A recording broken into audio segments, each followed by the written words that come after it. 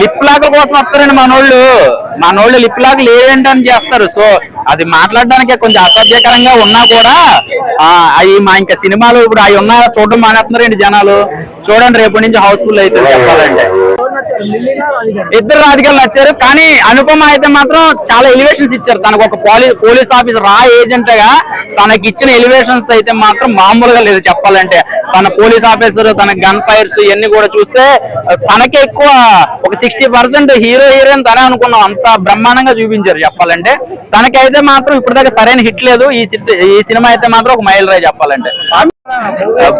Movie అయితే మాత్రం చాలా బాగుంది, చాలా బ్రహ్మాండంగా ఉంది.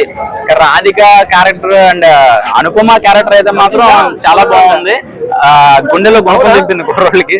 సో చాలా బాగుందండి సినిమా అయితే మాత్రం. అంటే డీజే ఫస్ట్ పార్ట్ అందరికి ఇప్పటికీ ఫ్యాన్స్ ఉన్నారు, ఇప్పటికీ టీవీలో వేసినా చూస్తారు. సో అలాంటిది పార్ట్ 2 ఇంకే రేంజ్ లో తీస్తారని అనుకున్నాం, కానీ కరెక్ట్ టైంలో ఒక 75% ఐస్ క్లోజ్ చేసి చూస్తే బొమ్మ బ్లాక్ బస్టర్ అనమాట. అంత బ్రహ్మాండంగా ఉంది. ఇంకా రాధిక క్యారెక్టర్ అయితే మాత్రం ఫస్ట్ రాధిక ఈ సినిమాలో ఇద్దరు రాధికలు చూపించడం ఇంకా మామూలుగా ఉండదు. అయితే ఫస్ట్ పార్ట్ వచ్చేసి ఏంటంటే సేమ్ మళ్ళీ ఆ సినిమా చూసినట్టు అనిపిస్తుంది. హీరోయిన్ ఒకటే మారుతుంది. ఇంకా ఇంటర్వెల్ తర్వాత రన్నింగ్ లో పడుతుంది స్టోరీ. మాఫియా అని అవన్నీ డాన్లని కొంచెం అలా లైన్ కలిపాడు. కానీ ఈ సినిమాలో చెప్పుకోదగ్గ విషయం ఏంటంటే బోర్ కొట్టకుండా తన కామెడీ సెన్స్ తో, తన యాక్టింగ్ తో నీట్ గా లాగాడు అంతే. దానికి తగ్గట్టుగా బీజం అదరగొట్టేశాడు. అండ్ అనుపమ అయితే మాత్రం చాలా మందికి పెద్ద గుణపం నీకు దింపారు. నిజంగా అంత బ్రహ్మాండంగా దింపింది. అంటే మోసం అమ్మాయిలు ఎలా చేస్తారనేది సినిమాలో చూపించారు. సో ఇంకో చిన్న మెసేజ్ ఏంటంటే పెళ్లి కాకముందే తండ్రి అవ్వకూడదు, తల్లి అవ్వకూడదు. సో ముందే ప్రెగ్నెన్సీ వచ్చేస్తే ఎలాంటి ఇబ్బందులు పడతారు అనేది సినిమాలో చూపించారు. సో అది కూడా ఒక మంచి మెసేజ్ చెప్పాలంటే.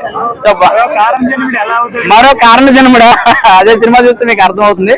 చాలా బాగుందండి సినిమా అయితే. బీజిఎం అయితే మాత్రం అదరగొట్టేశాడు.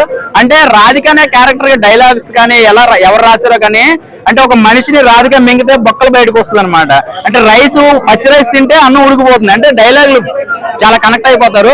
సో నాకైతే బాగా నచ్చింది. మీరు